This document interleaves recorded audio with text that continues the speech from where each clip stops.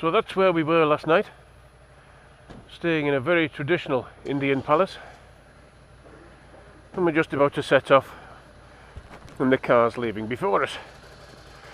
There's the bikes all getting set up and ready for another day of motorbike adventures of India.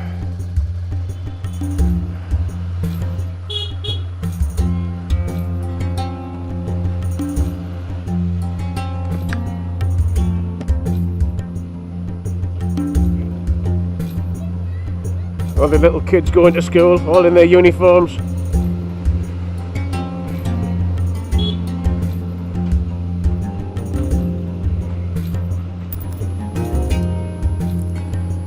This is day 9. It's the last day of the tour. Even though there is another day after this as we go back to Delhi, this is the actual last day of the tour as we leave from Nimaj back to Jaipur.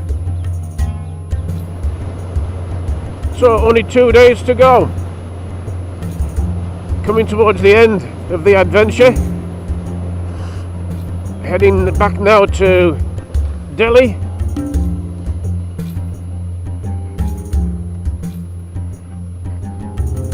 On the way, we're going to be going to see some marble being cut, and the ride through Jaipur is going to take your breath away. But first of all, we're going back to Jaipur, staying at the hotel we stayed at on the first night. So that's okay.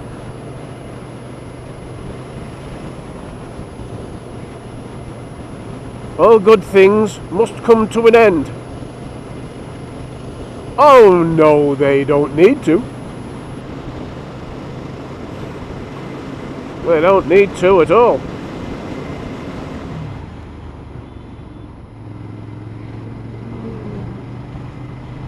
See, the traffic hasn't improved then. Overtaken everything. Ah, might be something coming the other way, that doesn't matter, I'll push them out of the way. Oh my god. Some things never change.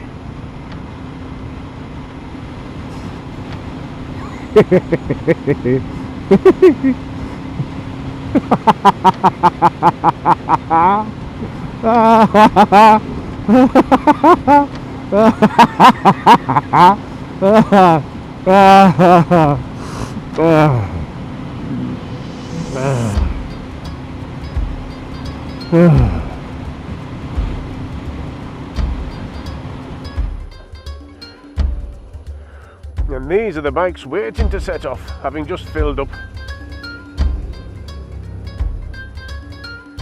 They do look pretty cool, don't they? You have to admit.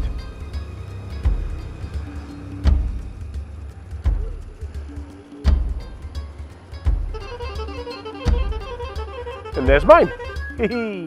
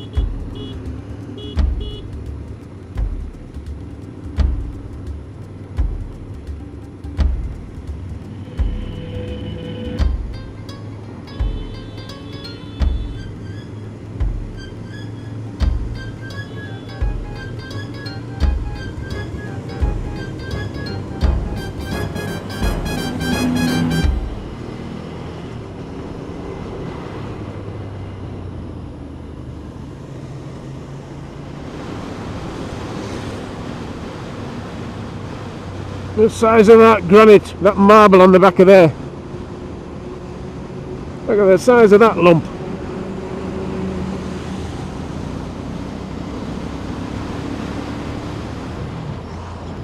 Then all of a sudden, Santosh decided we would have a little short break. So in amongst the traffic, let's pull into the left.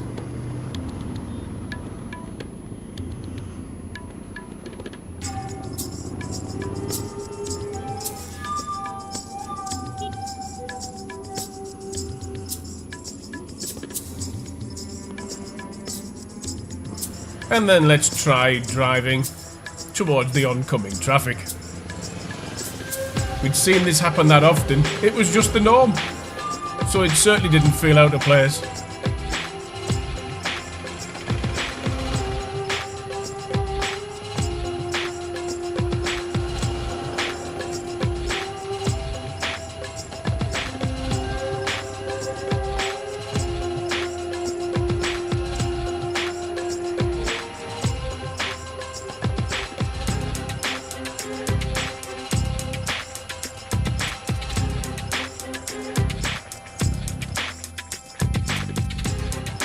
So, having had our break, and me having had a bag of crisps, it was continuing our quest on to Jaipur.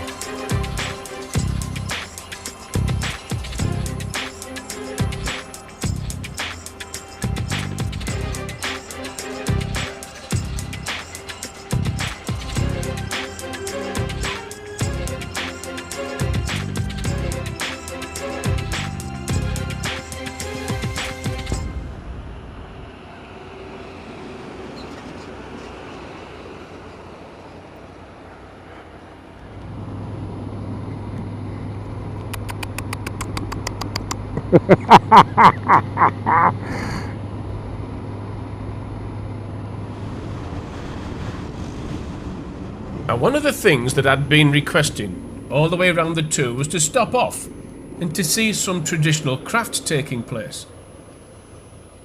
Having seen so much marble and granite, we chose to stop off at this region here to go to one of the factories and to see if we could find out how some of this marble is produced from those whacking great white rocks that we'd seen on the backs of trucks to the marble that we can see on our floors, our worktops, even tiles. So we pulled into this factory and we asked the question, can we have a look around? You're going to go and ask? Factory, bigger factories, cutting down the whole block into the... Yeah.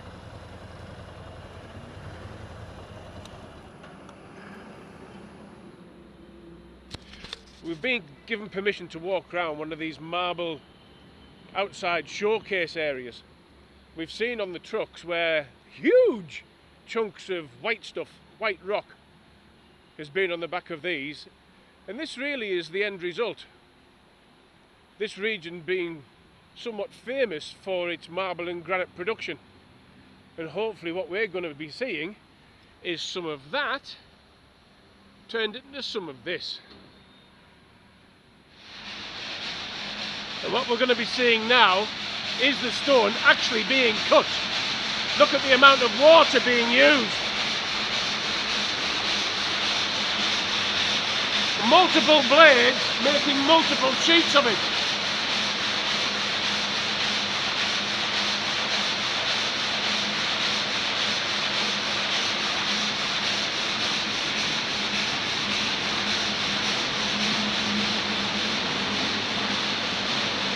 Belt driven by a big engine there with a bigger wheel, and then you get the multiple blades cutting through the rock using copious amounts of water.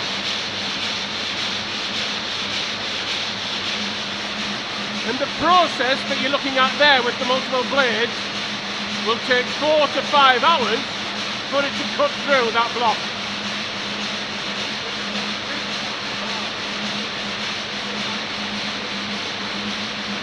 All belt driven.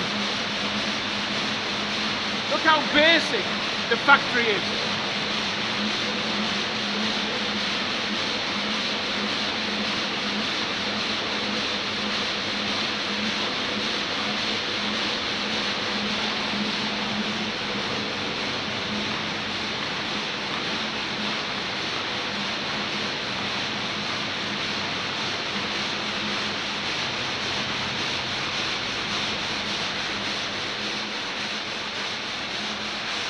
And that's what this area is famous for, cutting those massive blocks outside into the sheets of marble that we use as worktop or tabletop, or even floors, baths, showers that we've experienced in some of the accommodation that we've stayed in.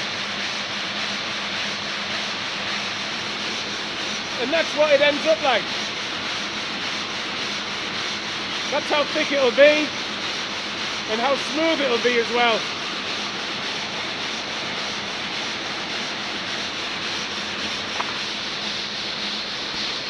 And there you've got the remnants of some of the grooves cut with the blades being used. And in addition to that, that's the wastewater. And here we have some of the sheets that have already been cut.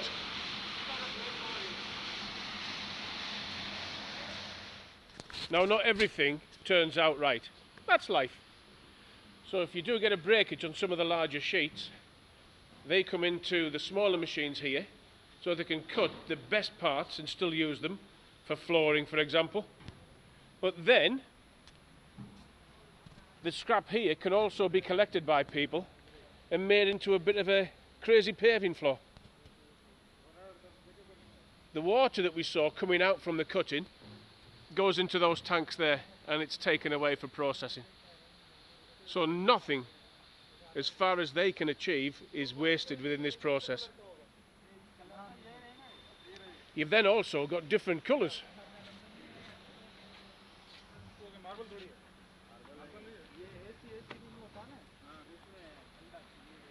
Look at the fabulous colours on that. Isn't that just gorgeous, that? And we've been in a bath, haven't we, boys and girls, made by this stuff?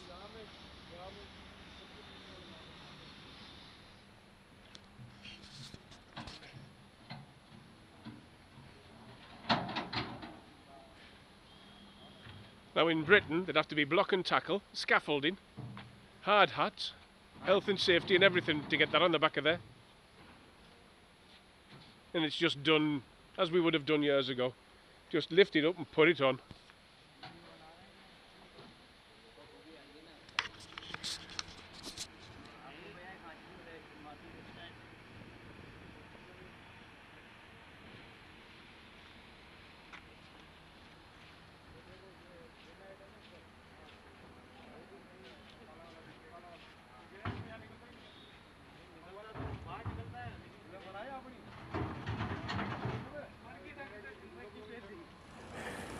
Can you quickly ask him how many tons he puts through a year?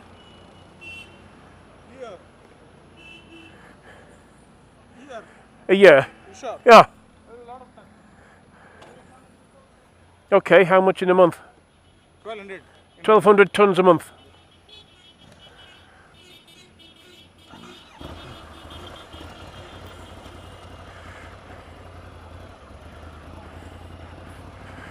So there we've just had a trip round the marble production factory.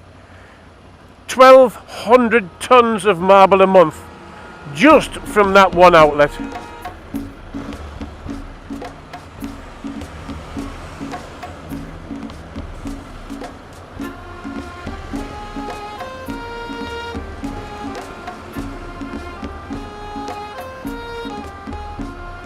$1,200 tons a month. And that was in Kishnagar, Marble City. 1,200 tons a month, just one outlet produces. One outlet. That's unbelievable.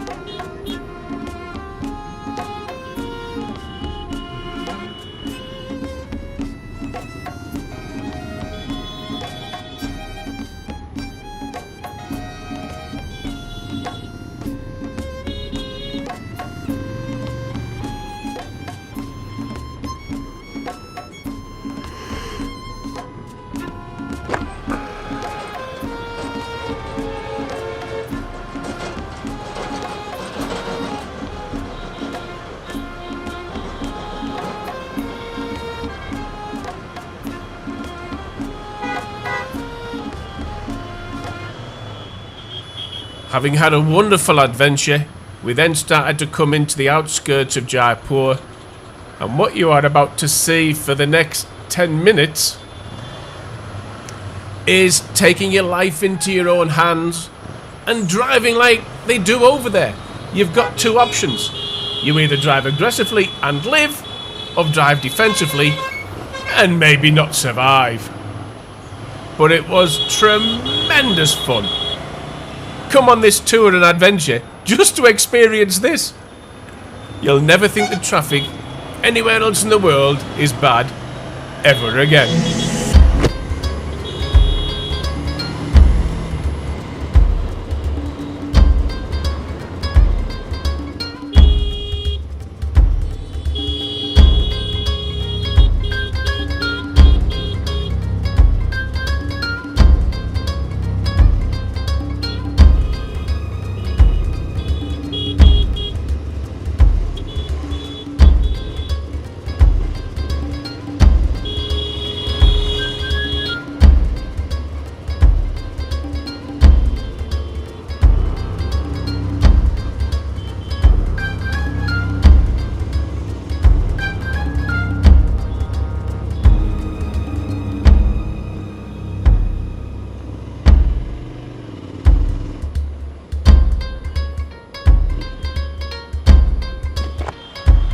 Total and utter madness.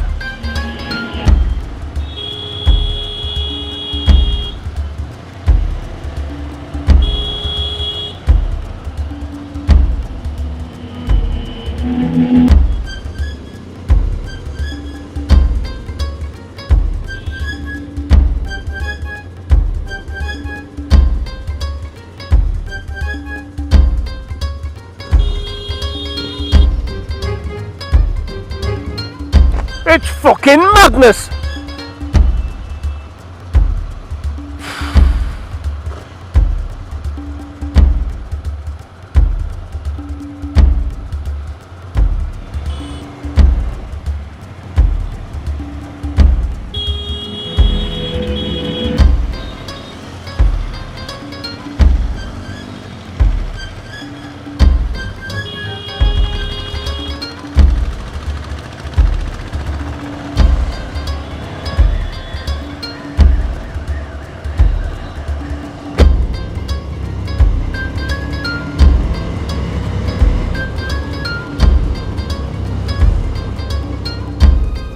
God damn, this has to come to an end soon, surely. Has to come to an end.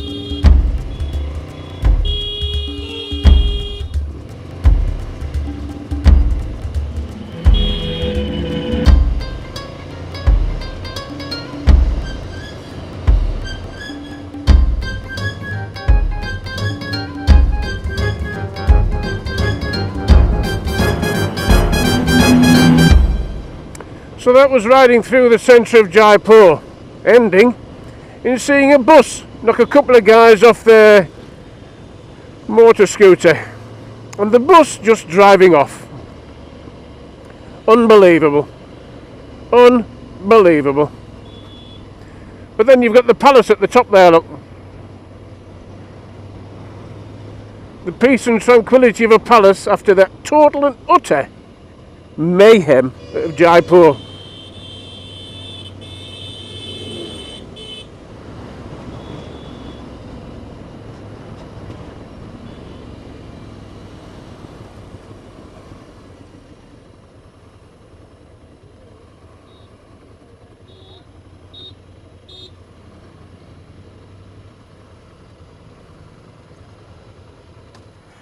Whew.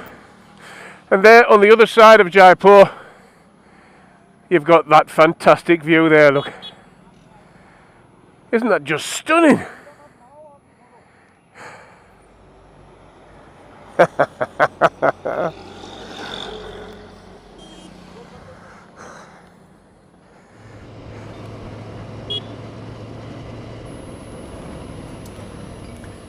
We then, having got through Jaipur, having been 2,100 kilometres, we got off the beaten track, took the back roads to Libawa Fort, which was our accommodation. And I have to say, there were tears in my eyes.